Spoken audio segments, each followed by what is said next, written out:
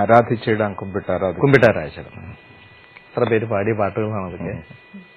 അത് അച്ഛൻ നമ്മുടെ എപ്പിസോഡിൽ സൂചിപ്പിച്ച പോലെ തന്നെ അത് സംഗീതം ചെയ്ത ശേഷം അതിൽ ട്യൂൺ തന്നിട്ട് ട്യൂൺ കേട്ടിരുന്നിട്ട് ട്യൂണിലേക്ക് വരികൾ എഴുതിയ അത് ശ്രീ ടോമിൻ തച്ചങ്കരിയുടേതാണ് സംഗീതം. വളരെ പോപ്പുലർ ആയിട്ടുള്ള ആൽബത്തിലെ വളരെ പോപ്പുലർ ആയിട്ടുള്ള ഗാനമാണ്.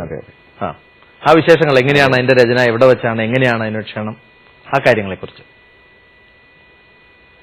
ആ ആൽബത്തിന് വേണ്ടി ഈ ഒരു ട്യൂൺ അദ്ദേഹം തയ്യാറാക്കിയപ്പോൾ എഴുതേണ്ട ആള്, ഈ പാട്ട് എഴുതേണ്ട ആള് ഞാൻ തന്നെയാണെന്ന് അദ്ദേഹത്തിന് ധാരണയുണ്ടായിരുന്നു. പക്ഷെ ഞാൻ ആ സമയത്ത് അമേരിക്കയിൽ ധ്യാനം നടത്തിക്കൊണ്ടിരിക്കുകയായിരുന്നു. 4 മാസം കഴിഞ്ഞ് വരുമായിരുന്നല്ലോ. അതുകൊണ്ട് അദ്ദേഹം പലരെയും സമീപിച്ചെന്നാണ് എന്റെ അറിവ്. പക്ഷെ അവസാനം മാറ്റിവെച്ച് ഞാൻ വരുന്നതിന് വേണ്ടി കാത്തു നിന്നു. അങ്ങനെ കാത്തു നിൽക്കുമ്പോൾ ഞാൻ എയർപോർട്ടിൽ നിന്ന് വരുന്നു. ഉടനെ തന്നെ അദ്ദേഹവും അദ്ദേഹത്തിന്റെ കൂടെയുള്ള ഏതാനും സുഹൃത്തുക്കളും കൂടി അവരുടെ ഔദ്യോഗിക വേഷത്തിലാണ് എന്റെ അടുത്ത് വന്നത്. വന്നിട്ട് ഇങ്ങനൊരു ആവശ്യമുണ്ട്, അച്ഛൻ ഞങ്ങളോടൊന്ന് സഹകരിക്കണം എന്ന് പറഞ്ഞപ്പോൾ എന്റെ സുപരിചയം പറഞ്ഞു, അച്ഛനെ വല്ല രീതിയിലും ചെയ്യാമെങ്കിൽ ചെയ്യുക. കാരണം ഭൂമിയുടെ മറുവശത്തു നിന്ന് വരുന്ന ഒരു സാഹചര്യത്തിൽ ഉണ്ടാകുന്ന ഒരു ക്ഷീണവും ജെറ്റ്ലാഗും ഒക്കെ ഉണ്ടല്ലോ. പക്ഷെ എന്നാലും അദ്ദേഹം കാത്തിരുന്നതുകൊണ്ട് സ്റ്റുഡിയോ എല്ലാം ബുക്ക് ചെയ്ത് ഗായകനെയും എല്ലാം റെഡിയാക്കി നിർത്തിയിരിക്കുകയായിരുന്നു. അപ്പൊ ആ സാഹചര്യത്തിൽ അപ്പം തന്നെ അദ്ദേഹത്തോടൊപ്പം തിരുവല്ലയ്ക്ക് പോയി.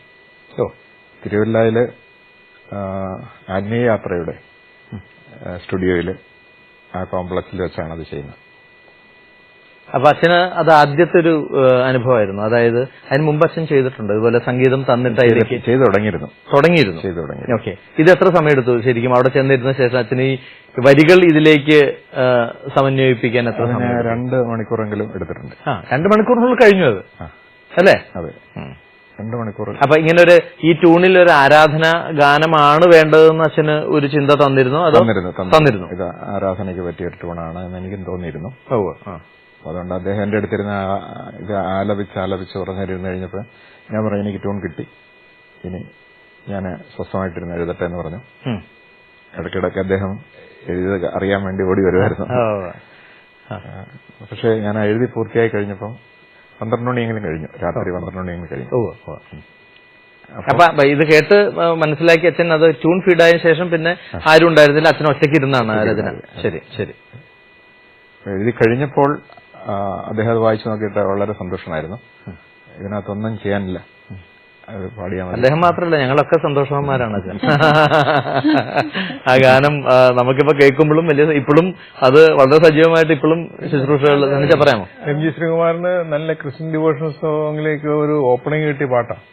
അദ്ദേഹം ആദ്യമായിട്ടാണ്, നേരത്തെ പാടിയ പാട്ടുകൾ ഉണ്ടോ ഇല്ലയെന്ന് അറിയില്ല, എന്നാലും ശ്രദ്ധിക്കപ്പെട്ടിട്ടില്ല. എം ജി ശ്രീകുമാറിന് ശരിക്കും ശ്രദ്ധിക്കപ്പെട്ടതും ക്രിസ്ത്യൻ ഡിവോഷനിൽ അങ്ങനെ വഴങ്ങുമെന്നും ഈ പാട്ടുകൊണ്ടാണ് മനസ്സിലായത്.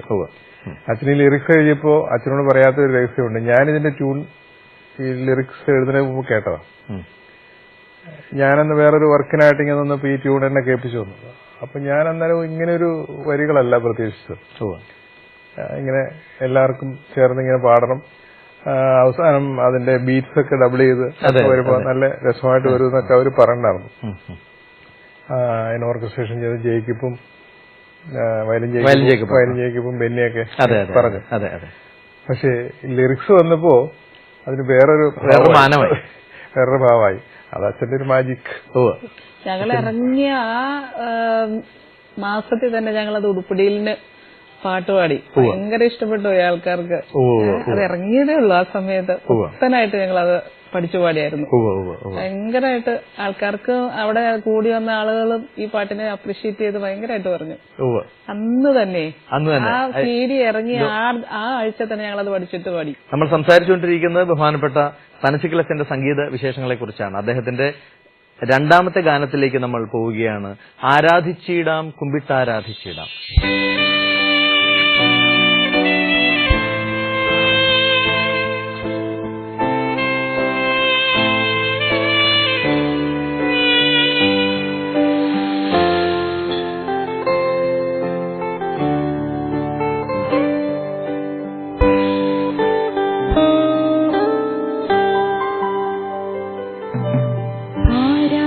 ആരാധിച്ചിടാം കുമ്പിട്ടാരാധിച്ചിടാം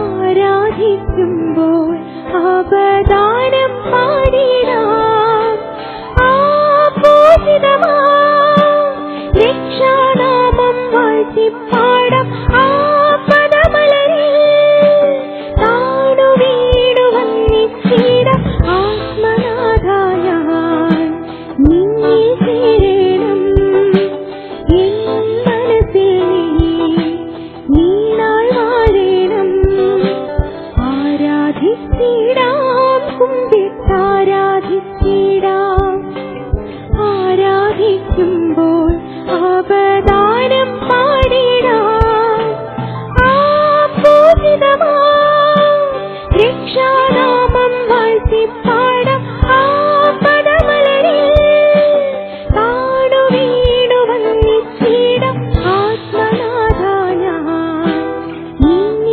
ചേരണം എൻ മനസ്സിൽ നീണാൾ വാഴണം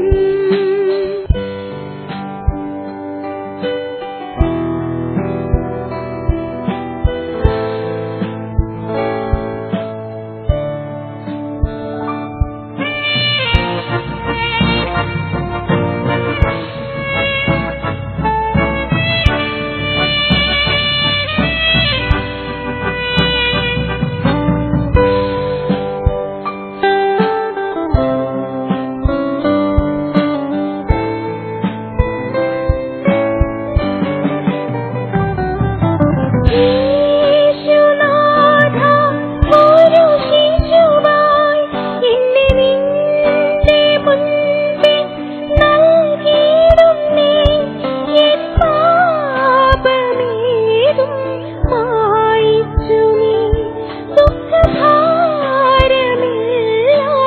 മോചിച്ചു നീ ആത്മാവിൽ നീ വന്നേരമെൻ കണ്ണീരുവേഗം ആനന്ദമായി ആത്മാവിൽ നീ വന്നേരമെൻ കണ്ണീരുവേഗം ആനന്ദമായി ആരാധിച്ചിടാം കുമ്പിട്ടാരാധിച്ചിടാം ആരാധിക്കുമ്പോൾ അവദാനം